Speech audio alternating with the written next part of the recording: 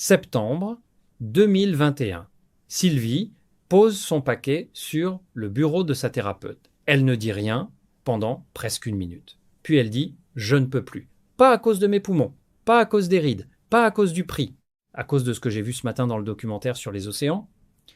Les mégots, les vers de terre, les forêts. Je fume depuis 22 ans et ce matin j'ai compris que chaque cigarette que j'allume coûte quelque chose à quelqu'un d'autre que moi.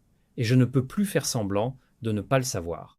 Sa thérapeute Nora Lehman, psychologue spécialisée en motivation au changement, a entendu beaucoup de raisons d'arrêter de fumer au cours de sa carrière. La santé, la famille, l'argent, l'esthétique. Elle avait rarement entendu celle-là formulée avec cette clarté.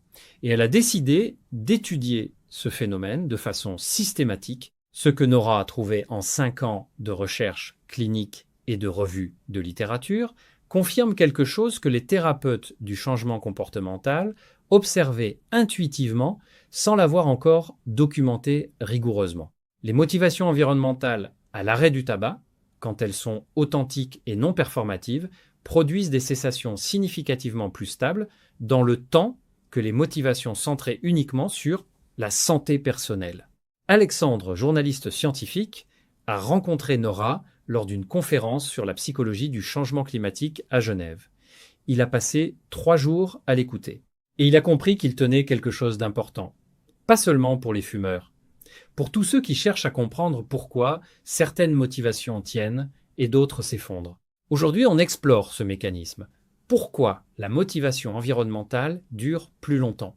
Ce que la neurologie du changement comportemental dit à ce sujet, et ce que Sylvie a compris ce matin-là devant son documentaire, que 22 ans de tentatives précédentes n'avaient jamais produit, enregistre cette vidéo, elle touche quelque chose d'essentiel sur la façon dont les décisions durables se forment.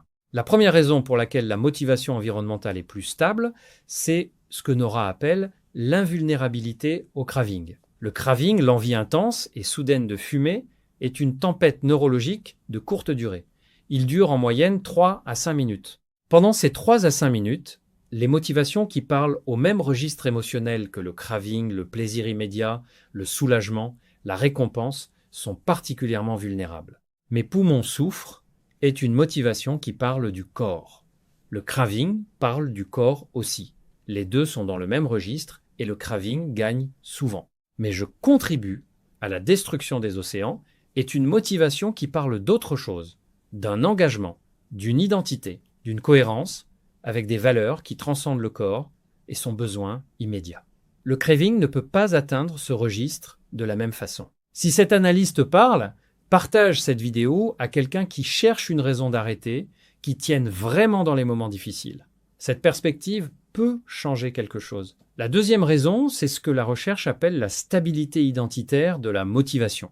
Nora a documenté dans ses consultations une différence fondamentale entre les patients qui se définissent comme « j'essaie d'arrêter de fumer pour ma santé » et ceux qui se définissent comme « je suis quelqu'un qui ne cautionne », plus la destruction environnementale liée au tabac.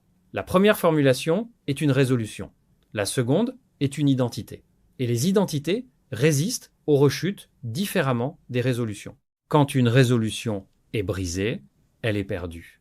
Quand une identité est mise à l'épreuve, elle peut se renforcer. La troisième raison est neurologique. Les recherches en neurosciences comportementales montrent que les motivations qui impliquent une dimension sociale ou altruiste, le bien d'autrui, la protection d'un tiers, l'engagement envers quelque chose de plus grand que soi, activent des circuits de récompense distincts de ceux activés par les motivations autocentrées. Ces circuits sont moins directement connectés aux mécanismes de dépendance nicotinique.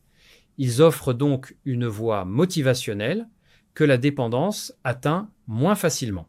Sylvie n'a pas rechuté. Pas une fois. En 3 ans. Elle dit que quand l'envie arrive, et elle arrive encore, elle pense aux vers de terre. Elle pense aux mégots dans les estomacs des oiseaux marins. Elle pense aux forêts. Et quelque chose dans ce registre-là résiste à l'envie d'une façon que ses poumons n'avaient jamais réussi à faire. Pas parce que ses poumons lui importent moins, parce que la planète lui importe autrement, différemment, à une profondeur que le craving ne punit pas. Ce que Nora dit à ses patients maintenant, après 5 ans de recherche clinique et des centaines de consultations, c'est quelque chose d'une simplicité apparente. Elle leur dit, trouvez la raison qui vous dépasse, pas la raison qui vous protège, la raison qui vous engage envers quelque chose d'autre que vous-même. Parce que cette raison-là, quand elle est vraiment la vôtre, résiste à ce que les autres ne peuvent pas tenir. Et ce que Sylvie a compris ce matin de septembre 2021, devant son documentaire sur les océans, c'est précisément ça. Pas une nouvelle méthode, pas un nouveau patch, une nouvelle raison, plus grande qu'elle, et pour la première fois depuis 22 ans, assez grande pour tenir.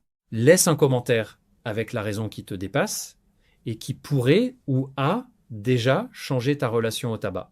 Like si tu penses que cette vidéo mérite de circuler et abonne-toi parce qu'on continue à explorer ce qui change vraiment et ce qui dure.